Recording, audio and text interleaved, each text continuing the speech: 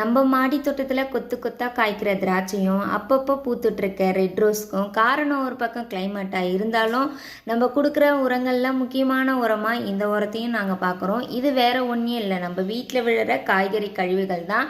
நம்ம டெய்லி சமையலுக்கு பயன்படுத்தியிருக்க வெங்காயத்தோல், பூண்டு தோல், காய்கறியோட தோல் எல்லாத்தையுமே ஒரு பெரிய டப்பாவில் போட்டு அது கூடவே அப்பப்போ விழுற புளிச்ச மாவு, புளிச்ச மோர், வெல்லம் தூள் இந்த மாதிரி ஏதாவது இருந்தால் எல்லாத்தையும் கொண்டு இதில் கொஞ்சமாக மண் கலவை, அதோடவே coco peat waste, coco peat இல்லாததுனால நாங்கள் தேங்காய் நாரையும் போட்டு வச்சுருந்தோம்.